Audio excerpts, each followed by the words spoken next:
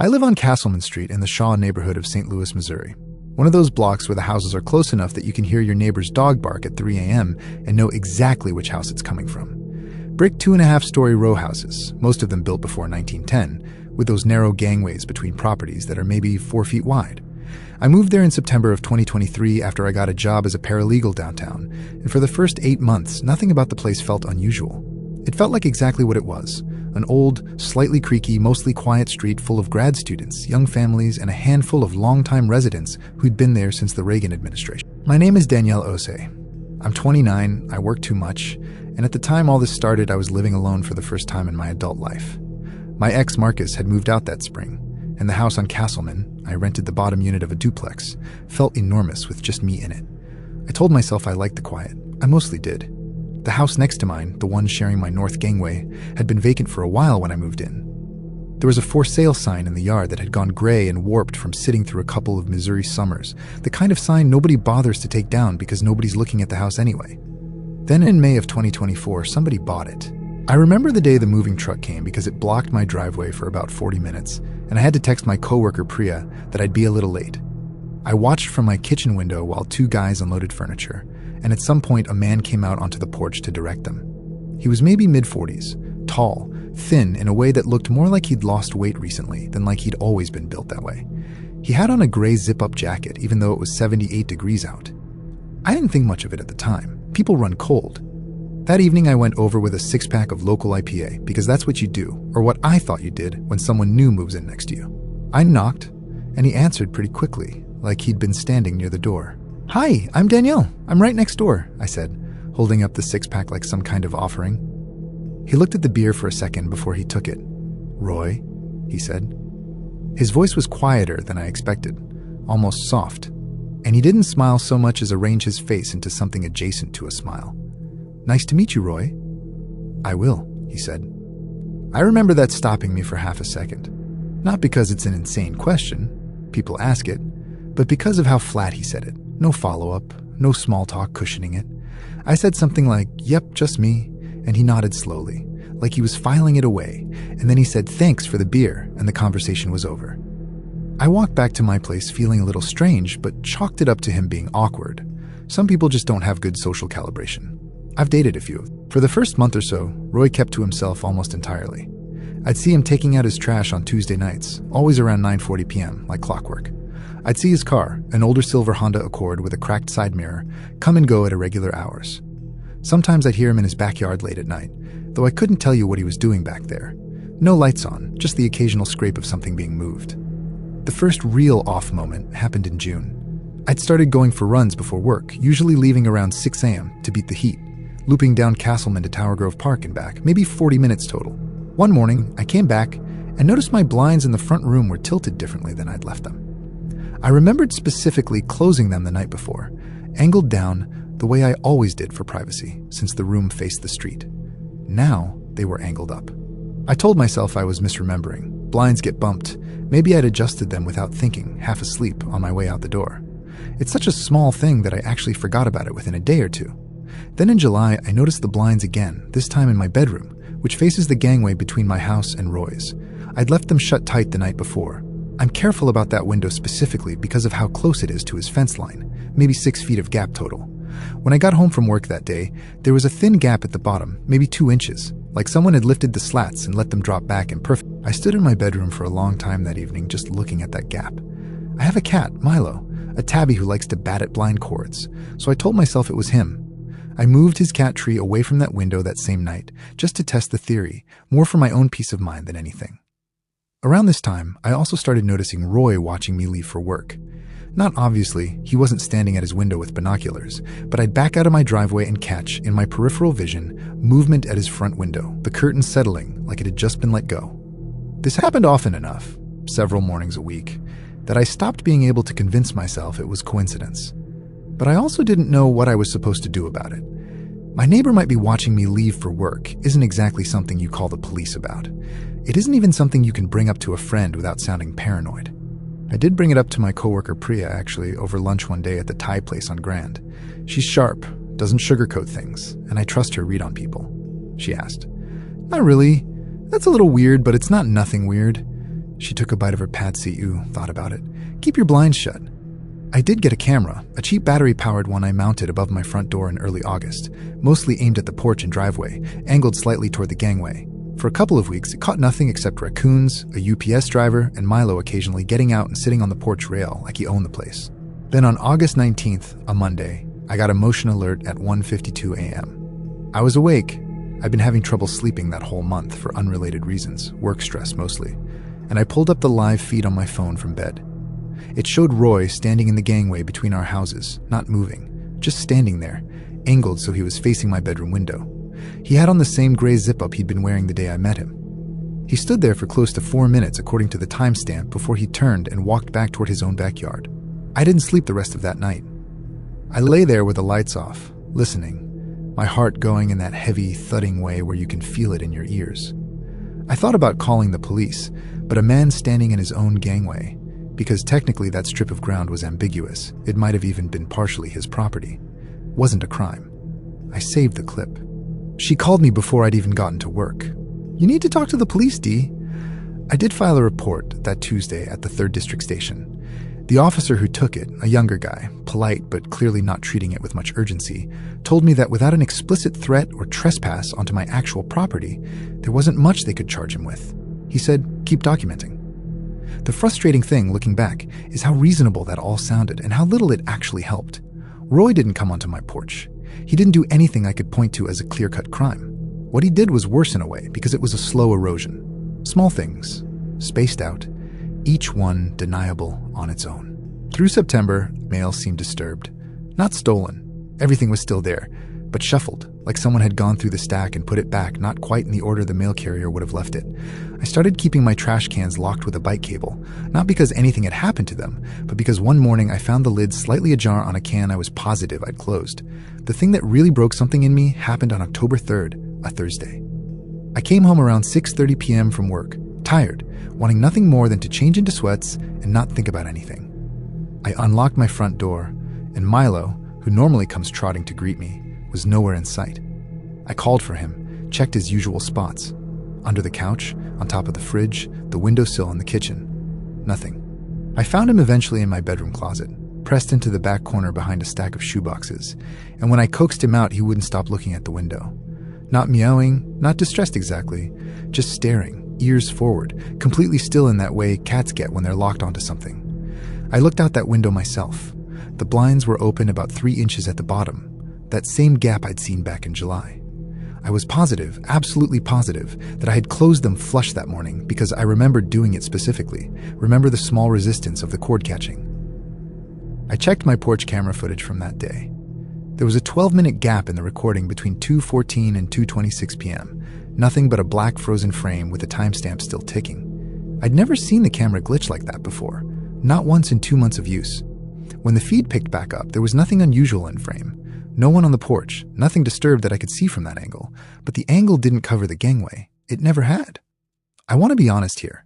I don't know for certain that Roy came into my house that day. I never found forced entry, no broken locks, nothing missing. It's entirely possible the camera had a normal tech glitch. Battery cameras drop frames sometimes. I've read that since. It's possible Milo just got spooked by something else. A noise, a bird against the glass, and hit out of ordinary cat weirdness. I know how that sounds, laying it out for someone else. How much of it depends on things I can't actually prove. But I was there, and something about walking into that apartment that evening felt wrong in a way I can't fully explain with facts. The air felt used. That's the closest I can get to describing it, like a room feels different after someone else has been breathing in it. That night I called my brother Terrence, who lives in Kansas City, and he drove over the next day and stayed with me for about a week. Having another person in the apartment changed everything, obviously. Roy wasn't going to do anything with a 6'4" guy sleeping on my couch. During that week, nothing happened. No camera glitches, no shifted blinds, no shadows in the gangway. Terrence even went over and knocked on Roy's door one afternoon, said he wanted to introduce himself, which I understood to actually mean he wanted Roy to know I had someone watching out for me. Roy answered the door, according to Terrence, was polite, unremarkable, said almost nothing of substance, and shut the door within about 90 seconds. Terrence had to go back to Kansas City eventually. He has a job, a wife, a kid, a life that isn't mine to hold hostage indefinitely. The week after he left, things started again, but subtler. I'd come home and find my porch light had been unscrewed slightly, just enough that it wouldn't turn on, a quarter turn loose in its socket.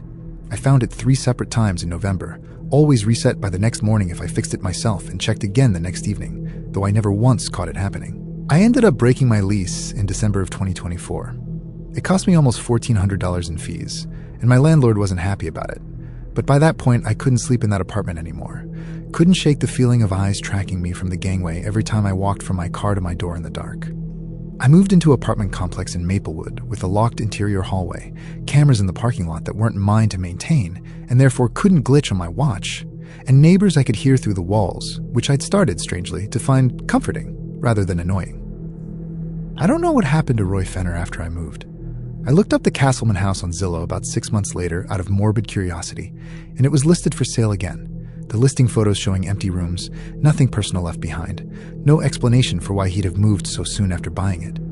I don't know if he moved somewhere else, if something happened to make him leave, or if he's living on some other street right now, watching someone else's blinds through some other gangway. The detail that still gets to me, the one I've never been able to explain away no matter how many rational excuses I try to build around it, is something I found in a box while I was packing to move out.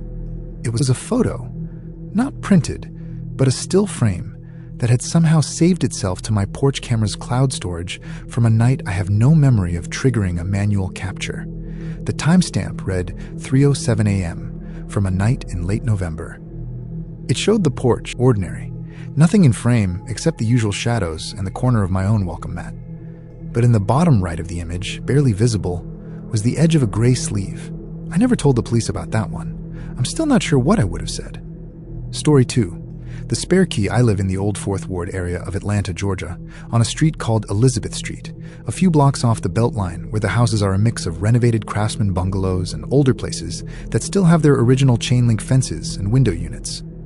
I bought my house in early 2024, my first time owning anything. A small 3-bedroom I got a decent deal on because the previous owner needed to sell fast after a divorce. My name is Corinne Vasquez. I'm 34. I teach middle school science at a charter school off Ponce, and I moved in mostly alone, except for my dog, a rescue mutt named Biscuit, who's about 60 pounds of nervous energy and very little bark. The woman who lived next door, in the bungalow to my left, was named Ruth Callahan. She was maybe 70, maybe 75, hard to tell exactly, with white hair she kept cropped short and a habit of gardening in a wide-brimmed straw hat even on overcast days. She'd lived on Elizabeth Street since the 80s, back when the neighborhood looked completely different, and she liked to tell you that within about 5 minutes of meeting her. Ruth was, by every outward appearance, the kind of neighbor you'd want.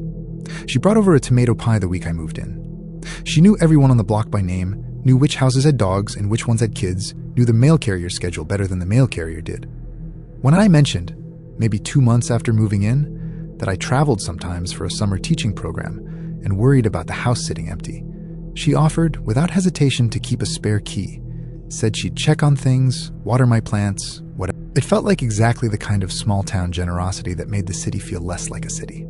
I gave her the key in June of 2024, a copper schlag on a little rubber fob shaped like a sunflower that she'd apparently made herself out of felt. For the first few months, nothing about this arrangement felt strange. I went to a 2-week program in July, came back to find my plants watered, my mail neatly stacked on the kitchen counter, and a note from Ruth saying she hoped I had a good trip. It felt, honestly, like a small miracle of good luck, having a neighbor like that. The first thing that struck me as odd happened in September, after I'd been back from that trip for almost 2 months, with no reason for Ruth to be entering my house at all. I came home from a parent-teacher conference night, later than usual, around 9 p.m., and Biscuit met me at the door acting strange. Not scared exactly, but overly excited in a way he usually reserved for people he already knew well. I didn't think much of it until I noticed my thermostat had been changed. I keep it at 72 in the fall. It was set to 68, and the little display showed it had been adjusted at 4:47 p.m. that afternoon, hours before I'd gotten home. I have a smart thermostat, a Nest, and I checked the app that night out of curiosity more than suspicion. The changelog showed the adjustment happening from inside the house, not remotely, meaning whoever did it had been physically standing in front of the thermostat in my hallway. I texted Ruth the next morning, casual, not accusatory. "Hey, were you in the house yesterday?" She wrote back almost immediately. "Oh yes, I came by to check on Biscuit, thought he sounded like he was barking a lot, wanted to make sure he was all right. Hope that's okay." It made sense on its face. I hadn't asked her to check on Biscuit. Hadn't even known he'd been barking, but I worked long hours and it wasn't impossible he'd had an anxious afternoon alone. I told her that was fine, thanked her even, and let it go. But it kept happening. Little things, spaced out over October and November. A cabinet in my kitchen that I always kept closed would be open when I got home, just the one, the cabinet where I kept a shoebox of old photographs and letters from my grandmother. Nothing valuable in any monetary sense, but deeply personal to me. I'd find it ajar 2-3 times a month. Always just that one cabinet. I started asking Ruth more directly what she was doing in the house when I wasn't there, and her answers were never suspicious on their own. She'd say she came by to feed Biscuit a treat, or that she noticed the front blinds looked crooked from the street and wanted to fix them, or that she thought she heard the smoke detector chirping and wanted to check the battery. Each explanation alone was plausible, a kind, meddling older neighbor with too much time and too much familiarity with my house. But the frequency bothered me. I hadn't left for another trip since July. There was no real reason for her to be inside my home as often as she apparently was. In late November, I finally asked for the key back, as gently as I could manage. I really appreciate everything you've done, Ruth, but I think I want to handle the house stuff myself for now. She looked hurt in a way that made me feel guilty, which in hindsight I think was at least partly the point. Of course, dear, she said. I didn't mean to overstep. I felt bad for weeks after that, actually like I'd been unkind to a lonely old woman whose only crime was caring too much. For about 3 weeks in December, nothing happened. My house felt like mine again in a way I hadn't fully realized it hadn't. And I chalked the whole episode up to an overly involved neighbor who didn't understand boundaries. Nothing more sinister. Then, on the night of December 19th, Thursday, I woke up at 2:31 a.m. to Biscuit growling, low and steady, aimed at my closed bedroom door. He's not a growler. In the year I'd had him at that point, I could count on one hand the times he'd made that sound. I lay there in the dark, completely still, listening, and I heard it. A soft, deliberate click from somewhere in the house, the specific sound of my back door's deadbolt turning. I keep a bat by my bed, a leftover habit from an apartment I'd lived in years before in a rougher part of town. And I grabbed it and stood in my doorway for what felt like an eternity, but was probably closer to 90 seconds. Soft ones, moving through my kitchen. Not hurried, almost casual. I turned on every light I passed as I moved down the hallway, screaming, I don't even remember what, just noise, the kind of sound you make when your body takes over before your brain has a plan. By the time I got to the kitchen, the back door was standing open, the cold December air pouring in, and whoever had been inside was gone. I called the police immediately. They came within about 15 minutes, checked the perimeter, found nothing. No forced entry on the back door, which was strange because I was certain I'd locked it that night. Certain in the specific way you're certain about small nightly rituals you've done 1,000 times. The officer's working theory, gently offered, was that maybe I'd forgotten to lock it and someone had wandered in opportunistically, maybe hoping the house was empty, and left when they realized it wasn't. I didn't believe that theory, not really, but I also didn't have anything better to offer. I hadn't seen a face. I couldn't describe a build or a height. All I had was a locked door that had somehow become unlocked, and a specific, awful feeling that I recognized the rhythm of those footsteps, though I couldn't have told you from where. It was 3 days later, on the 22nd, that I found it. A spare key, a plain brass one, not the copper schlag I'd given Ruth originally, sitting in the grass along the fence line between our 2 yards, half hidden under a boxwood shrub. It fit my back door perfectly. I still don't know when it was made, or by whom, though I have my suspicions I've never been able to prove. Ruth's copper key, the sunflower fob one, was still in the little envelope she'd mailed me, sitting in my junk drawer where I'd tossed it in November. This was a different key. A newer one. I never confronted Ruth directly. I know how that sounds, given everything. But by that point, I was scared in a way that made me want distance more than answers. I changed my locks the next morning. An actual locksmith this time, not a hardware store Reiki kit. And I started keeping Biscuit in my room at night instead of downstairs. Ruth and I still say hello over the fence sometimes. She still gardens in that wide straw hat. She's never mentioned the break-in, and I've never brought it up. And there's a strange, brittle normalcy to our interactions now that I think we've both silently agreed to maintain. Sometimes I catch her looking at my house from her porch in a way that used to feel like watchfulness, and now feels like something else, though I couldn't tell you exactly what the difference is supposed to look like. I never found out who cut that second key, or when. I never found out why the back door showed no signs of forced entry, or how someone got in and out so quickly, or why Biscuit, who barks at literally every delivery driver, every squirrel, every gust of wind against the siding, didn't bark at whoever came into my kitchen that night, only growled low and controlled like he already knew who it was and didn't think barking would help. I moved my grandmother's photographs to a safe deposit box at my bank in January. It felt excessive, even as I was doing it, driving across town with a shoebox of old letters like they were something worth protecting from a threat I couldn't name or prove. But I did it anyway, and I haven't regretted it, and I still don't sleep with my back to the bedroom door. Story 3. The woman who lived here before I moved to Cincinnati, Ohio, in the spring of 2025, to a rental house on Chase Avenue in Northside, one of those neighborhoods that's been gentrifying for about a decade, but still has enough rough edges to keep the rent reasonable. My name is Meredith Cho. I'm 31, I work remotely doing UX design for a healthcare software company, and I moved from Columbus after a promotion let me work from anywhere, mostly because I wanted to be closer to my sister, who lives about 15 minutes away in Clifton. The house I rented was a single-story shotgun-style place, narrow, with a long, straight hallway running from the front door to the kitchen, the kind of layout you see all over that part of Ohio. I didn't think to ask for details. People move for 1,000 reasons, and I was more focused on measuring rooms for furniture than interrogating a stranger's departure. The neighbor directly to my right, in a nearly identical shotgun house maybe 8 feet away, was a man named Harold Meeks. He was somewhere in his 60s, heavy-set, with a gray beard he kept neatly trimmed and a booming voice you could hear through the walls when he was on the phone. I met him my first week when he came over unprompted while I was unloading boxes from my car. He asked before I'd even introduced myself. "Yeah, that's right." He didn't offer his name back immediately. Instead, he looked past me at the house, at the open front door, in a way that made me glance back too, like I expected to see something there. "Diane used to live here." "Oh." He said it flatly, like the question annoyed him slightly. Then he told me his name, shook my hand with a grip that lasted a beat too long, and went back to his own porch. I remember lonely more than anything, the type of older guy who latches on to whatever conversation is available because he doesn't have many people to talk to. For the first month, my interactions with Harold were mostly like that. Brief, a little intense, but not alarming. He'd comment on my comings and goings in a way that felt more like small-town nosiness than anything sinister. I told myself this was just what it was like living next to an older man with too much time on his hands. At first, these felt like harmless, if slightly odd, points of connection. An old man's way of relating a new neighbor to someone he'd known. By June, though, the comments had shifted into something that unsettled me in a way I couldn't fully articulate to myself, let alone to anyone else.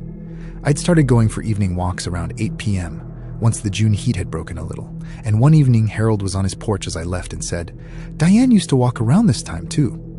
"That's sweet," I said, mostly to be polite, and kept walking. But something about the phrasing sat wrong with me the rest of the walk. Not, "you remind me of her," but "you two would have gotten along," present tense in some strange grammatical way, like he was still holding a conversation between us open somewhere in his head. I asked my sister one night, more as a funny aside than a real concern. "My neighbor keeps comparing me to the woman who used to live in my house." "What happened to her?" Jenny asked. "I don't actually know." I hadn't thought about it that way until she said it, and once she did, I couldn't quite stop thinking about it. I looked Diane up that night, just a general search for anything connected to the address, and found almost nothing. No news articles, no obituary, nothing that suggested anything dramatic had happened. Just an old real estate listing photo from years before. A woman I assumed was her standing in what I recognized as my own kitchen, mid-renovation, paint swatches taped to the wall. The real turn happened. I came home from a grocery run around 6 p.m. on a Saturday and found my porch light bulb had been changed. Not broken, not burnt out. Changed, swapped for a different one. A warm yellow bulb replacing the cool white one I'd installed myself when I moved in. I stood on my porch staring up at it for a long moment before I even processed what I was looking at. I went next door and asked Harold directly if he'd done it, trying to keep my voice light. "Hey, random question. Did you happen to swap my porch bulb?" "Diane liked the warm ones," he said, like that answered the question I'd actually asked. "The white light's too harsh at night." He looked at me for a second like I was being difficult about something obvious. "I have a spare bulb. I put it in." I didn't have proof he'd been inside my house, only that he'd apparently felt entitled enough to climb onto my porch and unscrew a light bulb without asking, which was strange enough on its own. I told him, as firmly as I could manage while still trying to preserve some neighborly peace, that I'd prefer he not do things like that without checking with me first. He apologized in a way that didn't feel like a real apology, more like he was humoring me. Through late July and August, small things kept accumulating. I found a potted plant on my porch one morning, a small basil plant, no note. When I asked Harold about it, he said, "Diane always kept basil out here in summer." I found my wind chime had been adjusted, hung a few inches to the left of where I'd originally placed it, closer to where he told me Diane's had hung.